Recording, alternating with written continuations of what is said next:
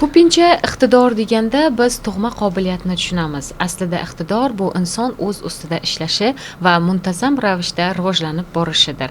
Bugun biz siz bilan Navoiy Innovatsiyalar universitetidagi iqtidorli yoshlar, ularning imkoniyatlari va muvaffaqiyat sari hayot yo'li haqida suhbatlashamiz. Assalomu alaykum. Avvalambor assalomu alaykum. Taklif uchun kattakon rahmat. Keling, avvalo o'zingiz haqingizda qisqacha ma'lumot berib o'tsangiz. Men ismim Ochilov Suhrob, Samarqand viloyati Ishtixon tumanida 2005-yil tug'ilganman. 2023-yildan boshlab aynan Navoiy Innovatsiyalar universitetining filologiya va tillarni o'qitish o'zbek tili ta'lim mutaxassisligida o'qib kelmoqdaman. Hozirda 3-kurs talabasiman. Juda ham yaxshi. Demak, 3-bosqich talabasiz. Sizni boshqalardan ajralib turadigan asosiy jihatingiz nimada deb o'ylaysiz? Aynan boshqalardan ajralib turadigan bir xususiyatim bor deb o'ylamayman. Ammo har bir insonning o'ziga yarasha iqtidori, qobiliyati bo'ladi. Menda shu qobiliyat she'riyatga, adabiyotga muhabbat bo'lsa kerak deb o'ylayman.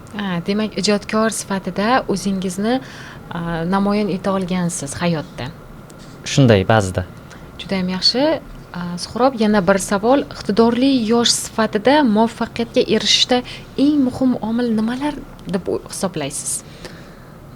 Avvalo, iqtidor hammada ham bor, ammo uni muntazam shug'ullanish, muntazam o'z ustida ishlash, o'z kelajagiga investitsiya kiritish kerak bo'lganda asosiy omillar bo'lsa, yana undan ham eng muhimi yaratilayotgan sharoitlardan, imkoniyatlardan o'z vaqtida va samarali foydalanish deb o'ylayman. Demak, yana bir shu o'rinda aytib o'tish kerakki, aynan siz Navoiy Innovatsiyalar universitetini tanlagansiz. Ya'ni oldingizda bir qancha universitetlar bor edi yoki o'sha davlat universiteti yoki boshqa oliy ta'lim muassasalari ham bor edi. Nega aynan Navoiy Innovatsiyalar universitetini tanlagansiz? Navoiy Innovatsiyalar universitetiga avvalo kelgan paytim bu yerdan to'g'risi 1 yil o'qib Toshkentga ketishni niyat qilib kelgandim. Ammo 1-kurs o'qiganimdan keyin bu yerdagi ichki muhit, ijodiy muhit, adabiy muhit, ilmiy jarayonlar men ketishimga to'g'risi yo'l qo'ymadi. Muhabbatim tushdi aynan universitetga, o'qituvchilarga, jamoasiga. Shundan keyin ketish noto'g'ri qarorligini tushunib yetdim va hozirgi kunda bu qaroringizdan afsuslanmaysiz? Yo'q, hech qachon. Juda ham yaxshi. Talabalik davrida eng katta yutug'ingiz qaysi bo'lgan? Ya'ni qanaqa yutuqlarga erishgansiz talabalik davrida aynan? Va siz uchun eng katta qiyinchilik nimada bo'lgan? Bugungi kungacha universitetimizda ko'plab tadbirlarga, ko'plab tanlovlariga, respublika miqyosidagi tanlovlariga qatnashib kelyapman. 1-kursimdan boshlab faol qatnashib kelayotgan bo'lsam, men uchun eng muhim yutuq bu endi keladigan yutug'im deb hisoblayman. Ya'ni endi erishadigan yutug'im men uchun eng muhimi. Shu paytgacha oldingizdagi. Keyingisi shu paytgacha erishganlarim bu o'zini qadri, o'zini o'rni bor, ammo men uchun undan keyingisi muhim. Hali erishmaganim men uchun muhim. Juda ham yaxshi, lekin tushunishim bo'yicha siz ko'plab ma'naviy ma'rifiy tadbirlarda ishtirok etib, universitetni respublika miqyosiga olib chiqqan talabalardan ekansiz. Aynan qaysi tanlovlarda siz respublika bosqichigacha borgansiz yoki respublika bosqichida ishtirok etgansiz? Albatta bir qancha tanlovlarda qatnashganmiz. Masalan, Ma'rifat maydoni respublika tanlovining ketma-ket 2 yil viloyat bosqichida 1-o'rin jamoamiz bilan 1-o'rinni olib, Yangi O'zbekiston jadidlari jamoasi bilan keyingi bosqichga chiqqanmiz. Bundan tashqari ba'zi individual yutuqlarim ham bor desam bo'ladi. Masalan, yaqinda mana Qoraqalpog'iston Respublikasida o'tkazilgan Aqchako'l ilhomlari respublika tanloviga viloyatdan 1-o'rinni olib, yo'llanmani qo'lga kiritdim va 7-8 aprel kunlari Qoraqalpog'istondagi adabiy, ilmiy, ijodiy tanlovda ishtirok etdim. Qiyinchilik nimada bo'lgan, Suhrob? Ya'ni har bir o'sha yutuqqa erishishda inson bosib o'tadigan yo'llar bo'ladi. Baribir biz buni o'zimiz bilamiz. Qanday qiyinchiliklar orqali erishgansiz? Bo'lganmi siz uchun juda ham qiyin tuyulgan, erishish uzoqda bo'lgan, ammo erishganingizdagi hissiyot qanday bo'lgan? Men uchun hozirgi mana shu talabalik davrim, mana shu erishayotgan yutuqlarim bir paytlar erishishim juda qiyin bo'lgan, hatto tasavvur ham qila olmagan marralar bo'lgan, lekin mana Allohga shukr, o'zim tasavvur qilmagan darajada erishdim. Juda ham yaxshi. Va shaxsan o'zim ham sizni Ma'rifat maydoni respublika tanlovida ishtirok etayotgan vaqtingiz sahnada gavdalanganingizni ko'rganman va juda ham chiroyli rol ijro etgansiz. Ya'ni sahna ko'rinishlarida siz sahnada yashaysiz deb eshitganman. Ya'ni sahnada yashash uchun ham ilhomlantiruvchi bir kuch bormi? Buning uchun sizga universitetda bir ilhomlantiruvchi kuchmi yoki o'qituvchilar tomonidan bo'lganmi? Bu iste'dod qayerdan? Yoshlikdan shunaqa bo'lganmisiz? Avvalo aynan o'sha sahnalarda asosan o'zimni Usmon Nosir o'zim yozgan, qoralama qilib ustozlarimiz ko'magida yozgan sahna ko'rinishim bilan qatnashgandim. Unda Usmon Nosirni hayotini chuqur o'rganib, undagi qiyinchiliklar, mana Usmon Nosirning hayotidagi qiyinchiliklar menda qanchalik imkoniyatga almashganligi, menda hozir qanchalik imkoniyat bor-u, men ulardan foydalana olmayotganligim turtkilagan. Shundan keyin Usmon Nosirning haqiqiy hayotiy yo'lini olib chiqishga harakat qilib, avvalo bu yerda universitetdagi muhit, ustozlarimizni, jamoamizni muhiti yaxshi bo'lganligi uchun deb o'ylayman. Chunki jamoa asosiy motivatsiya, asosiy kuch jamoa deb hisoblayman. Bundan tashqari men bu yerda bo'lsam, uyimda otam bilan onam mendan katta umidlar bilan ko'z tikib o'tiribdi.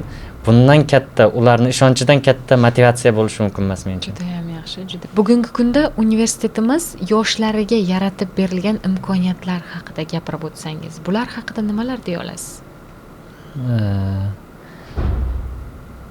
Universitetimiz garchi davlat oliygohi bo'lmasa ham, xususiy oliygoh bo'lsa ham, men hech qaysi davlat oliygohiga almashmaydigan darajada imkoniyatlar yaratib bergan. Shaxsan o'zim 2 karra universitet granti, 3 karra rektor stipendiyasi sohibiman va mana shu yutuqlarim men bundan keyingi yutuqlarim uchun tetapoya bo'ladi desam to'g'ri bo'ladi. Men uchun keyingi yutuqlarni asosiy mag'zi mana shular. Bu imkoniyatlardan foydalanmaslik, uvol qilish biz uchun juda qimmatga tushishi mumkin. Juda ham yaxshi. Demak, o'sha oilaviy budjetingizga ham, ya'ni mablag'lar tomonlama ham siz o'z hissangizni qo'shgansiz. Chunki universitet granti va rektor stipendiyasida pul mablag'lari qo'yilgan bo'lib, siz ularni qo'lga kiritsangiz, kontrakt summangizga yoki o'zingiz uchun ham bu juda ham bir yaxshi imkoniyat bo'ladi. Juda ham yaxshi. Kelajakdagi maqsadlaringiz qanday? Kelajakdagi maqsadimiz oliygohni bakalavriat bosqichini tugatib, aynan o'zimizni oliygohga, Navoiy innovatsiyalar universitetiga magistratura yo'nalishiga ham topshirish niyatim bor va Xudo xohlasa o'qish faoliyatimni yakunlagandan keyin ish faoliyatimni ham aynan shu universitetda davom ettirish niyatim bor. Juda ham yaxshi. Universitet jamoasiga aynan siz kabi iqtidorli yoshlarning qo'shilishi yanada ulkan marralarni zabt etishida ko'mak bo'ladi deb o'ylaymiz. Suhrob, yana bir juda ham o'zimni qiziqtirgan savol. Keling, ijodingiz haqida ham, ya'ni ijod mahsullaringiz haqida ham bir gaplashsak. Ijodlaringizdan yangi endi ijod qilgan mahsulotlaringiz bo'lsa, biz eshitishga tayyormiz. Yaqinda yuqorida aytib o'tganimdek, Aqchako'l Ilhomlar Respublika tanlovi viloyat bosqichi bo'lib o'tdi. Unda Navoiy viloyatidagi deyarli barcha ijodkorlar bordi. Bu katta tanlov, katta respublika tanlovi bo'lganligi uchun juda ko'p ishtirokchilar qatnashdi va unda men o'zimni jadidlarga bag'ishlangan she'rim bilan ishtirok etdim. Shu she'rim meni birinchi o'ringa loyiq deb topishibdi. Shu she'rni o'qib bermoqchiman. Albatta, eshitishga tayyormiz. Qarzim bor. Qo'lga qalam olib desam bismillah. Moziydan sas kelgay, uyg'ongan kim bor? Demish haq olinur, berilmas illo. Behbudiydan mening vatan qarzim bor. Izlasam hattoki qabri noayon, mening dunyolarga sig'mas dardim bor. Jonini vatan deb aylagan qurbon, behbudiydan mening vatan qarzim bor. G'ofil xalq jaholat qo'ynida payti, haq so'zni aytmoqdek burchim, farzim bor. Adabiyot yashasa, millat yashaydi. Cho'lpondan mening bir vatan qarzim bor. Kechaning kunduzi kelishin kutgan, tongga yetolmagan, tongdan umidvor, erk uchun boshini boltaga tutgan, cho'lpondan mening bir vatan qarzim bor. Millat dardi bilan yonmasam har on, vatanim demoqqa nima haqqim bor? Yurtidan olisda yotibdi Usmon, Usmon Nosirdan bir vatan qarzim bor. Bu millat qayg'usi, bashar qayg'usi, haqiqatdan uqqan bir haq darsim bor. Haq yo'li albatta bir o'tilgusi, Qodiriydan mening vatan qarzim bor. O'tgan kunlaridan o't olov chiqqan, o'tmishni eslasam yurak yarador. Mehrobning chayoni tovonin chaqqan, Qodiriydan mening vatan qarzim bor. Bu ilhom satrimas, isyonim mening, millatimga aytar bitta arzim bor. Sira tinchlik bermas vijdonim mening, jadidlardan mening vatan qarzim bor. Bobolardan mening vatan qarzim bor. Judayam ajoyib she'r. Satrlariga gap bo'lishi mumkin emas. Shunchalar ma'noliki, insonni xayolga cho'mdirib qo'yadi. Aslida biz mana shunday dorlamon kunlarga yetib kelishimizda jadidlarning, ulug' bobolarimizning judayam katta hissalari borligini yana bir bor ta'kidlovchi she'r bo'libdi. Bunday she'rlarni davomiy qilishingizni tilab qolamiz, chunki siz kabi ijodkorlar yoshlarimizni birdamlikka va ularni hamjihatlikka chorlaydi. Ulug' bir maqsad yo'lida birgalikda harakat qilish kerakligini yana bir bor siz kabi yoshlar eslatib o'tadi. Iqtidor aslida insonni har qanday holatda ham uning boshqalardan ajralib turadigan jihati hisoblanadi.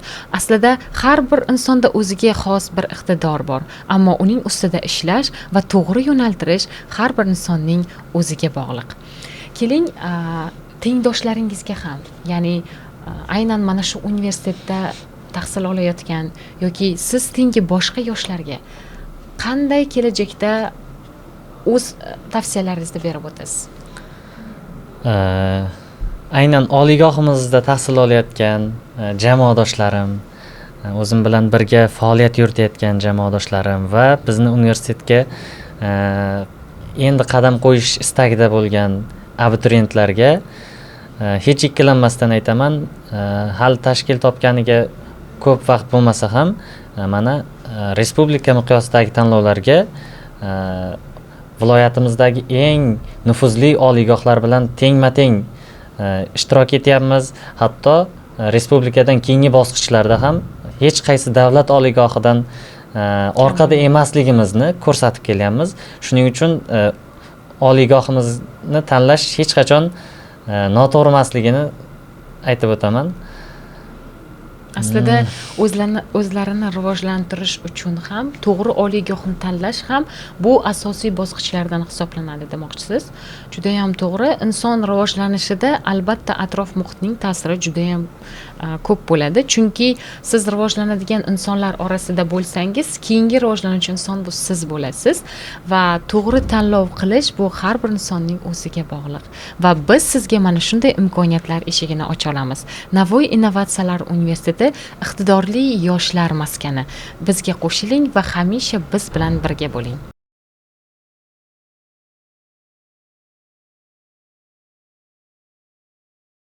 Navoiy Innovatsiyalar universiteti. Zamon talabi va sifat uyg'unligi.